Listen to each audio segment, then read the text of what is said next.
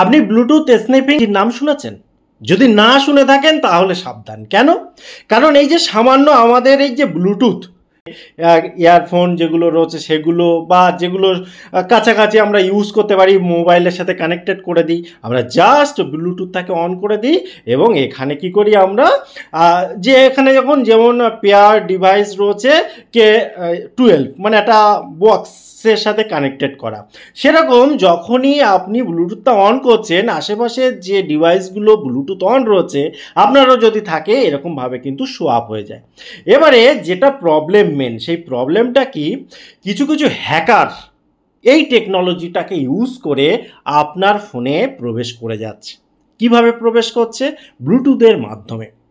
এবং আপনার ফোনের যদি সিস্টেমটা দুর্বল থাকে, আপনার যে সেটিংগুলো দুর্বল থাকে, তাহলে আপনার ফোনের ভেতরে ক্র্যাক করে ভেতরে ঢুকে গিয়ে আপনার ফোনের যে মাইক্রোফোন, যেটা সাহায্যে আমরা কথা বলি, আমাদের ফোনের ক্যামেরা পর্যন্ত অ্যাক্সেস নিয়ে নিচ্ছে, আপনার ফোনের যে কল যত কন্ট্যাক্ট রয়েছে সেগুলো নিয়ে নিচ্ছে। অর্থাৎ এক কথায় আপনার ফোনটা হয়ে যাচ্ছে হ্যাকড।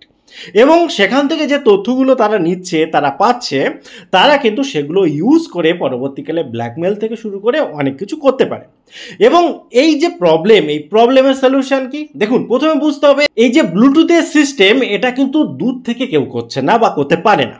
প্রথম কথা এটা মাথায় রাখুন। এটা কোথায় করবে? কাছাকাছি জায়গা থেকে। এবং সেক্ষেত্রে নর্মালি দেখা যায় যেগুলো পাবলিক প্লেস, যেমন রেস্টুরেন্ট হতে পারে, রেস্তোরাঁ হতে পারে, বা কোনো শপিং মল হতে পারে, কিংবা বিভিন্ন যেখানে আর কি লোক সমাগম বেশি, হ্যাকাররা ওই সমস্ত জায়গায় খুব কাছ থেকে সবসময় স্ক্যান করার চেষ্টা করে। যেরকম এখানে আমি আপনাকে দেখাচ্ছি, এরকম স্ক্যান করার চেষ্টা করে, যাদের যাদের ব্লুটুথ অন আছে সেগুলো দেখার চেষ্টা করে।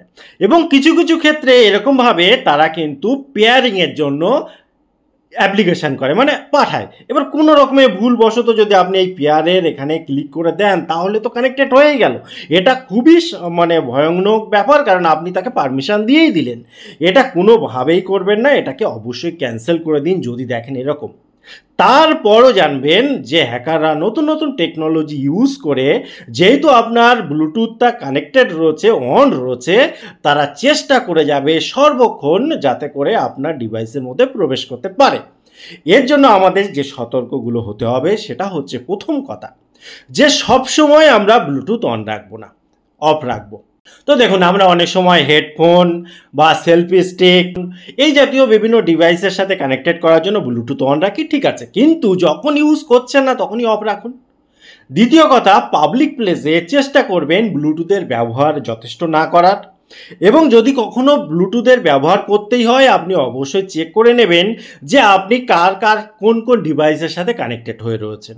অচেনা নাম্বার থেকে যদি কখনো রিকোয়েস্ট আসে, আপনি কোনোভাবেই পেয়ারিং করবেন না, অর্থাৎ পেয়ারিং রিকোয়েস্ট রিজেক্ট করে দেবেন।